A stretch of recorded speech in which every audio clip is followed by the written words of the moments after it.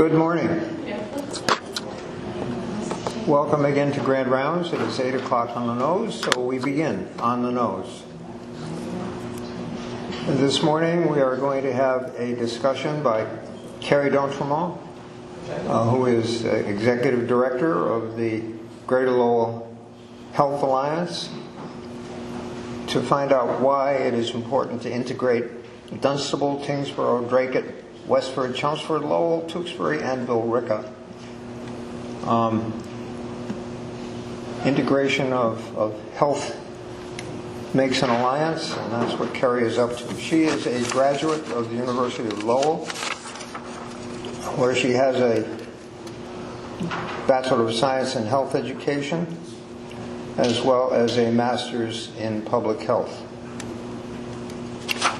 Carrie, would you tell us all about Greater Lowell Health Science? I would love to. Thank you.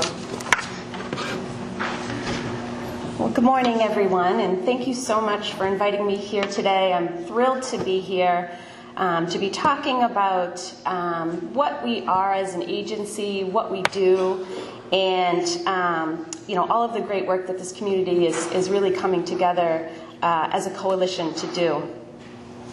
To address the public health and healthcare needs in our communities.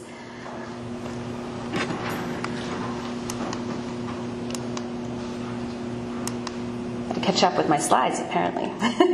So I thought it would make the best sense if I gave you a little bit of history about the Greater Lowell Health Alliance. The Greater Lowell Health Alliance was formed in 2006 as a coalition of major healthcare-related organizations in the Lowell community. The founding members include Lowell General Hospital, Saints Medical Center, since merged with Lowell General Hospital, the VNA of Greater Lowell, which is now Circle Home, the City of Lowell, Lowell Public Schools, University of Massachusetts Lowell, Middlesex Community College, and Lowell Community Health Center. And back then, they came together as an alliance. They felt the need to level the playing field, really get everybody together to make health a priority within all of these different agencies and within our community. The focus back then was on obesity and tobacco prevention, and their objectives were to utilize each partner's resources to create a model on how to make a difference in improving the health status in the community, and to develop a baseline data set and measures to determine success. I just wanted to show you just a glimpse of our board of directors because it really reflects those founding agencies mentioned previously. So we have members from all of those founding member boards will maintain a seat as founding members on our board of directors. We also bring in the richness of the community by bringing in the executive director of, for example, community teamwork, Karen Frederick. And we have Damian Fulch, who's sitting in the back there, also on our board of directors. And Silvano Poo, he's the executive director of the Cambodia Mutual Assistance Association. So it's very rich in diversity, and we're always adding. Right now it's a little low because a few members had left, and I unfortunately realized that a little too late that one of our newest members, Cecilia Lynch, from Lowell General Hospital, actually is not on the slide. So, oh great, Cecilia walks in. So I do apologize for that. It's an old slide, and I didn't realize I had to submit this weeks ago. So, but I will make a change to that. So Cecilia is also one of our newest members, and we're very, very fortunate to have her on our board. So, just a little bit more history and understanding of the Greater Lowell Health Alliance. The Community Health Network Areas, or CHNAs as we call them, are volunteer coalitions of public, nonprofit, and private sectors working together to build healthier communities through community-based prevention, planning, and health promotion. The Massachusetts Department of Public Health established CHNAs in 1992. Today, CHNAs involve each of the 351 towns and cities throughout 27 different networks. In 2008, the Greater Lowell Health Alliance merged with CHNA 10 Bringing together the Greater Lowell Health Alliance and CHNA has really strengthened our ability to work with others, to enrich the Greater Lowell community, to network, to share ideas with people with similar interests in building a Greater Lowell community that's healthy.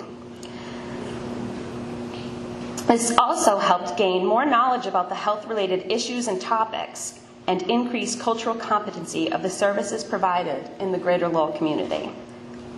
So the expansion of the task forces included a cultural competency task force from the very beginning.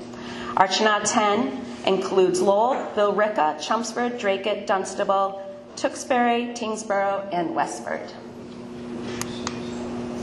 Community health network areas play an important role addressing DPH statewide public health priorities and eliminating racial and ethnic health disparities and their social determinants, promoting wellness in the home, workplace, school, and the community, and preventing and managing chronic disease. CHNAs collaboratively identify local and regional health priorities, design community-based prevention plans, and track success in achieving healthier communities. CHNAs develop health improvement projects as initial projects are completed. So who are we now? The Greater Lowell Health Alliance of Community Health Network Area 10, and I rarely say all of that, we usually say the GLHA, is a coalition comprised of healthcare providers, business leaders, educators, civic and community leaders with a common goal to help the Greater Lowell community identify and address its health and wellness priorities. We are a separate 501c3 organization, however, we are located at 55 Technology within Circle Health. It's through our collaborative efforts, the GLHA aims to achieve complete physical, mental, social well-being of the Greater Lowell region. I just thought I'd show you a slide of our vision and our mission. The vision of the Greater Lowell Health Alliance is to achieve a continuous improvement of the health status in the Greater Lowell region, and our mission to sustain a strategic alliance of community organization that improves the overall health and wellness of those living in the Greater Lowell region. So what exactly does the Alliance do? It is through this collaboration that GLHA plays a critical role in identifying and addressing the unmet healthcare needs, raising awareness, providing resources for community partners to take actions that we hope lead to significant change. We also serve as an advocate for nonprofit organizations, securing funding. We share resources with the frontline organizations that are addressing the region's health priorities. Together, we hope to break down barriers that threaten our most vulnerable populations and link them to available services and resources to address their needs. As a result, the Greater Lowell Health Alliance and our partners really try to turn data into action to improve the overall health of our region. So this is really where it all begins, our community health needs assessment. In 2016, Lowell General Hospital partnered with the Greater Lowell Health Alliance and the University of Massachusetts to conduct a community health needs assessment to identify the unmet medical and public health needs within the Greater Lowell community. The geographical area addressed was those same communities I mentioned before: Lowell, Billerica, Chelmsford, Dracut, Dunstable, Tewksbury, Tyngsboro, and Westford. A similar study had been done in 2010 and 2013, and the study had two key objectives. One objective is to fulfill the federal requirements that Lowell General Hospital has to conduct a comprehensive health needs assessment every 3 years. And the second, the one that Greater Lowell Health Alliance is really interested in, is ultimately to generate a study that would provide a foundation for the Greater Lowell Health Alliance and its partners to build consensus on the area's priority health needs and develop action plans to to improve the health of the area's residents. This study proves useful in helping form the Greater Lowell Health Alliance long-term agenda and strategy, with the goal, again, to help meet the unmet healthcare needs and strengthen our area's health system. So these are the top health problems identified. I did bring one needs assessment. Unfortunately, I only had one, but it is available online. And it's on Greater Lowell Health Alliance website, and it's also on Lowell General Hospital's website. So you can get access to that.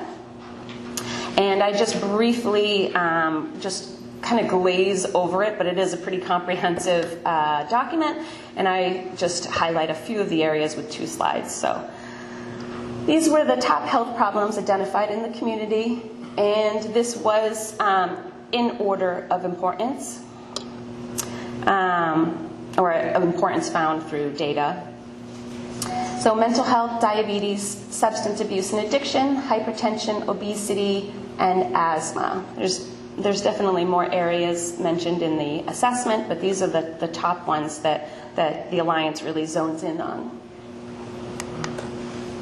And as well as the residents identified at greatest risk for these and other health problems include the elderly, immigrants, non-immigrant Latinos, youth, low-income individuals, those with mental health issues, and the lesbian, gay, bisexual, transgender, questioning, or the LGBTQ community. So, the primary focus over the last, I would say, 2 years has been a new initiative that I believe has the potential to change the face of healthcare in our communities. The Greater Lowell Health Improvement Plan, also known as the Greater Lowell CHIP. What is a community health improvement plan? It is a long-term systematic effort designed to address public health problems in a community.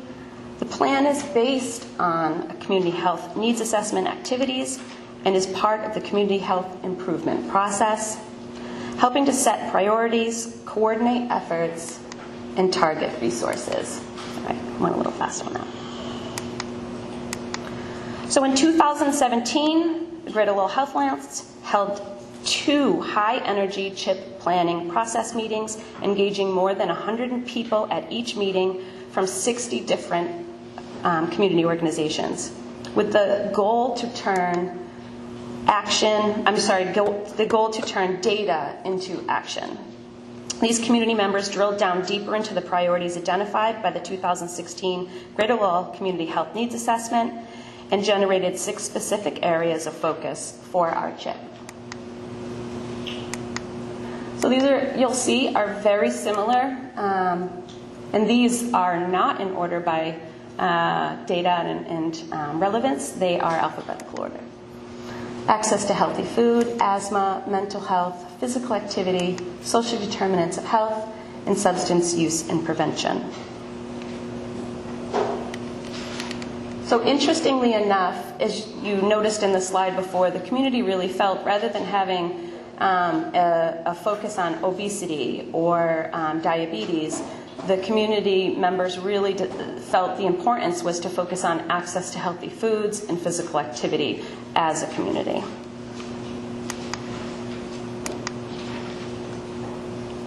Over the past year and a half, we've been working to develop and fine-tune measurable goals, objectives, and strategies, creating a forward-looking roadmap for health improvements over a 3-year period. We hope that this roadmap can guide the investment of resources for organizations, not only health departments, but hospitals, health plans, and all of our surrounding communities. And while the CHIP addressed specific health priorities, as always, the overarching goal is one of health equity. Our mission is to work towards meeting the health needs, not for some, but for all. And the CHIP has been a true community collaboration, and its working document, although it's in its early stages, has really brought the community together and really moved forward on a number of issues identified. So cultural competency is just one example of one of the goals that we focus on. Cultural competency became an overarching goal within our CHIP plan, instilling class standards in all of the work that we do. And I didn't want to put, obviously, the entire chip in the presentation, but I just wanted to give you a glimpse on one specific area of focus. This is an example of one of our health priority areas, which is asthma. We worked with members of the Greater Lowell Asthma Coalition to develop strategies and implement a work plan based on those strategies.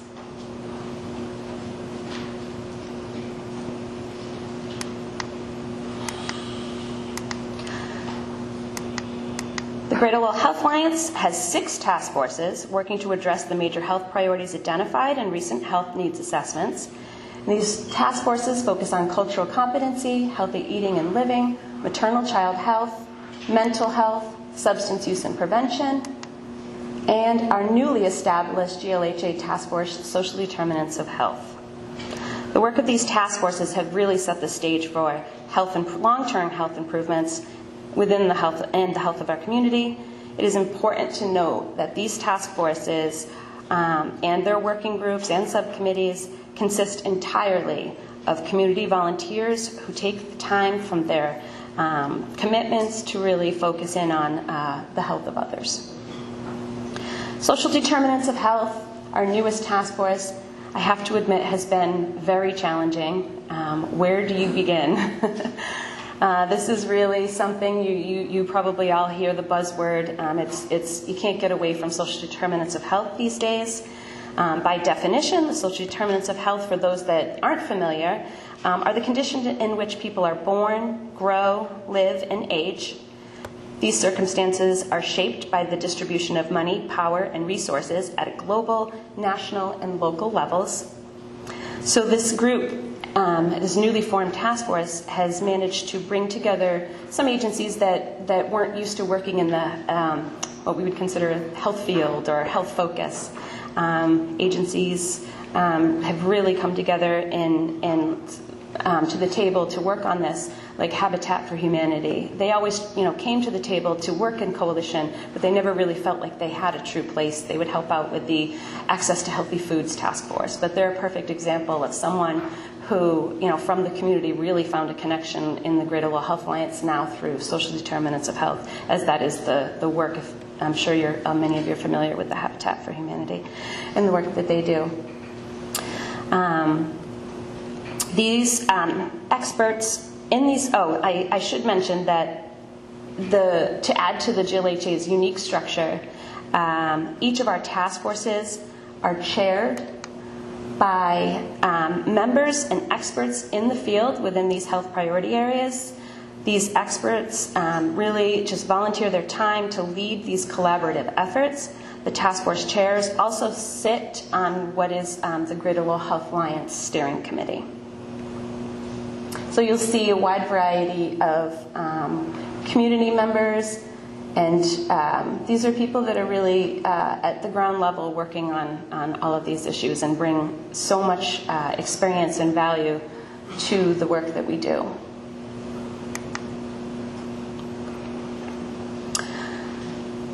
So I wanted to spend just a couple of minutes. It's really difficult because there's so many task forces and honestly there's so much going on, but I did want to just pull out a few highlights of some of the work that these groups have been doing over the past year. But you can always check our website. We have a wonderful community calendar that shows every meeting. We try to capture pretty much everything that's going on in this community.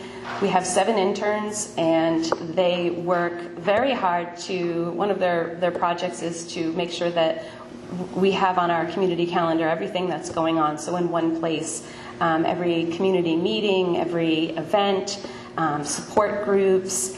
It's just a great place to go to find what's happening in our community. So we implement through the Culturally Competent Task Force a series of trainings this year to human service professionals across Greater Lowell. One of them was held actually here in this room that was working effectively with diverse populations, a workshop that took place in May with over 60 people in attendance. We also implemented class standards workshop We actually held a workshop this year to educate people not only how to write grants, but how to implement class standards into those grants that the Greater Lowell Health Alliance gives out annually, and I'll get a little bit more information on that. The Greater Lowell Health Alliance continues to deliver medical interpreter trainings through the Cultural Competency Task Force to support language access needed within the Greater Lowell community. The Greater Lowell Health Alliance awards 5 scholarships every year for the Bridging the Gap medical interpreter training. This group is working with Dr. Wael Kamal. He's a lecturer and director of digital media programming at the College of Fine Arts, Humanities, and Social Sciences at UMass Lowell. And they are working to develop a healthcare navigation video that will help to walk people through the many different healthcare agencies within this area.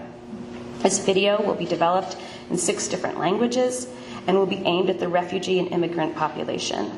We will be sharing, and we're working very closely with agencies like the Cambodian Mutual Assistance Association and International Institute of New England. The Greater Lowell Health Alliance has been the lead agency for the Gay Pride events over the past 3 years, and that happens in June every year. This year we added a flag raising at City Hall, which had never been done before, and a very, very well-attended Pride parade this year, which was the first time as well. So very engaged in the community. The idea of originally through the Greater Lowell Health Alliance, a lot of people ask, why do you do Pride? It's a very community-driven event, which I understand. But our intent is to bring those resources to that community. We have mental health resources there. We have sexual assault through the Center for Hope and Healing resources. So our intent was to really bring resources to the LGBTQ community.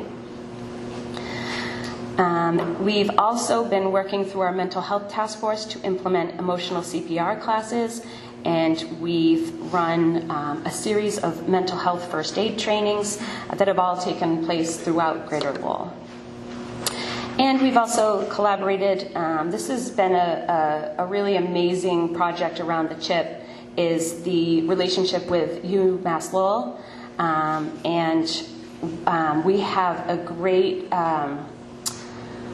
relationship in the sense that the instructors at UMass Lowell are now teaching about the needs assessment and the community health. They're using the community health needs assessment. And I just did a presentation yesterday to a class that's going to be actually doing projects, real life projects that will help inform our community health improvement plan.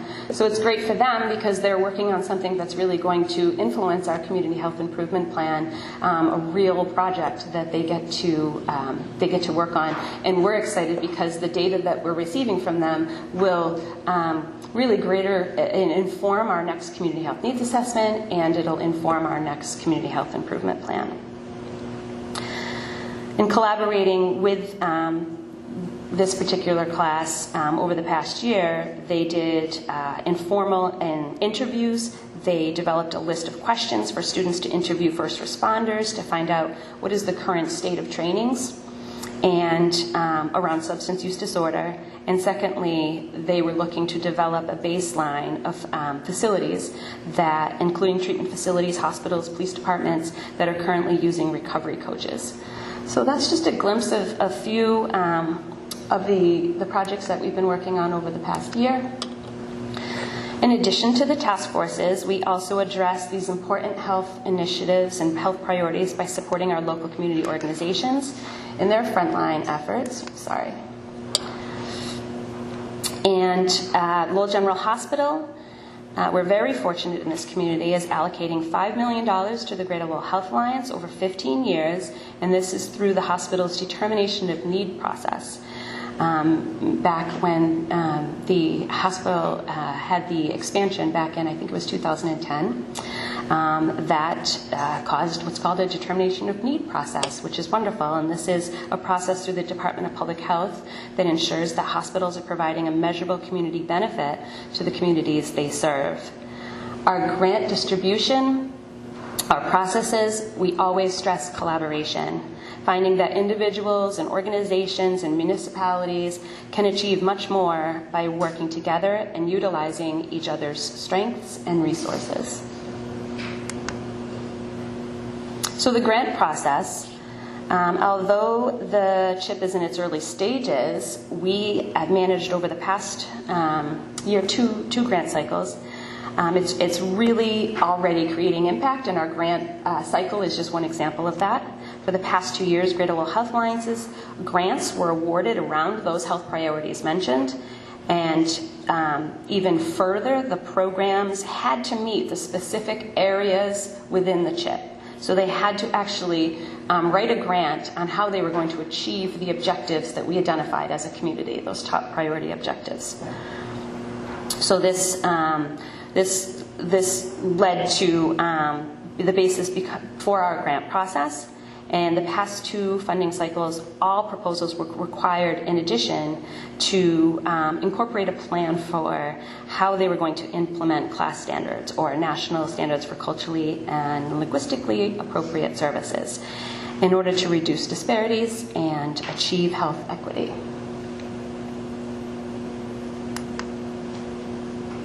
So this is just an example of what we gave out last year. We normally give about $150,000 through our large grant process a year. And you can see those are the health priority areas. Within the grant application itself, it does drill down much more into the CHIP objectives. But for the sake of this slide, I just left it to the health priority areas. But last year we awarded 10 grants totaling $150,000, and so far we've given out more than $1 million to date, and that's in 4 years.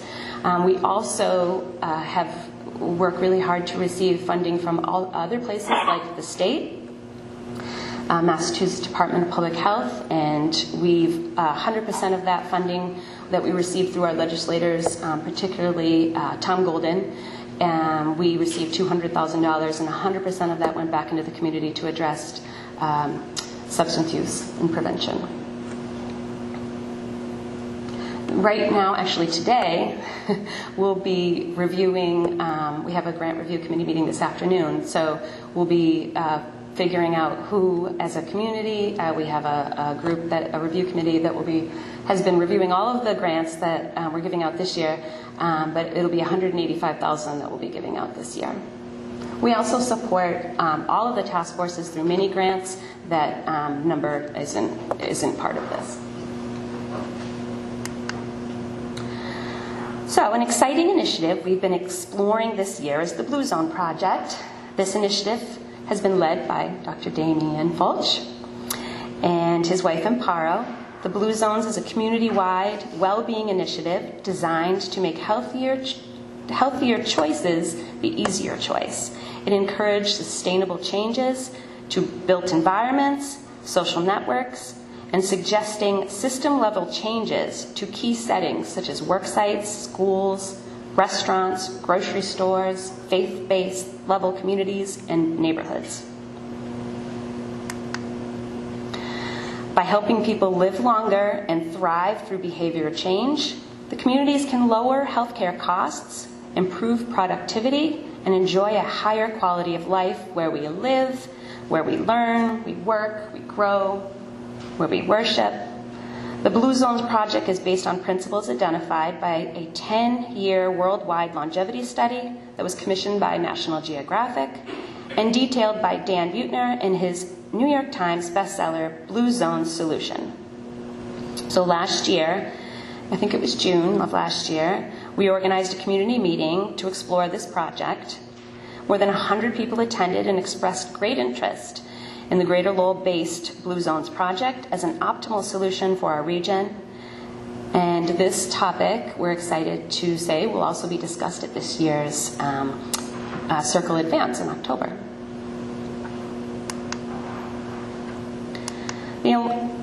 The Alliance also is a real great leader in the fight of substance use and prevention. particularly the opioid crisis, which is taking over our communities and our country. We work very hard to engage people at all levels, from the grassroots to the governor's office. We are active participants at the Opioid Task Force, which is held by the District Attorney, Marion Ryan, and held actually here at the hospital. There's a meeting this Friday at 9:30 in the Wallace. And we also participate with the City of Lowell Opioid Task Force, which is run by Councillor Belanger, or previous Councillor Belanger. He's no longer a councillor. We have been working with the Merrimack Valley Project. This is a faith-based organization to advocate for enhanced transportation and access to substance abuse programs. We've distributed over $500,000 in funding to organizations throughout the region to combat the opioid epidemic, and we will continue to devote available resources and continue the fight.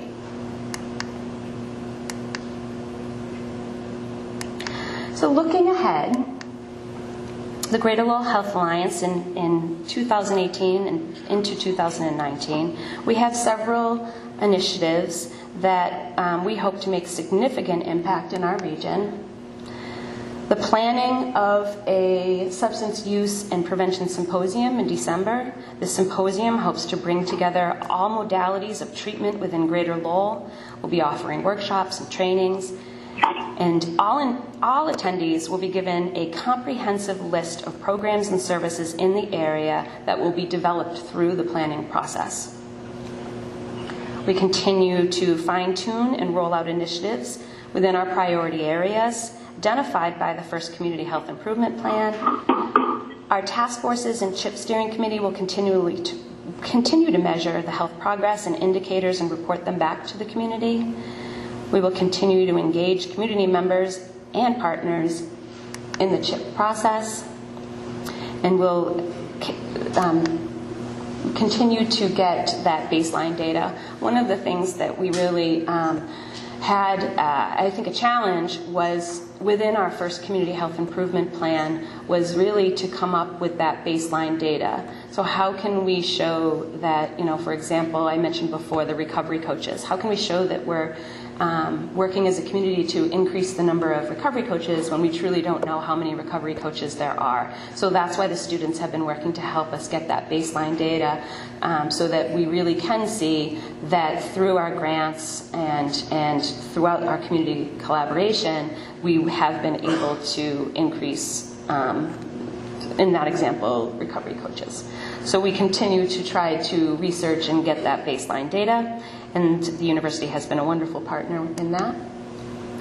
And I can't believe it's that time already, but we are already well underway with the 2019 Community Health Needs Assessment. We again have commissioned the University of Massachusetts, and particularly David Turcotte. He has done our assessment over the past 2 years. And he's a researcher at UMass Lowell.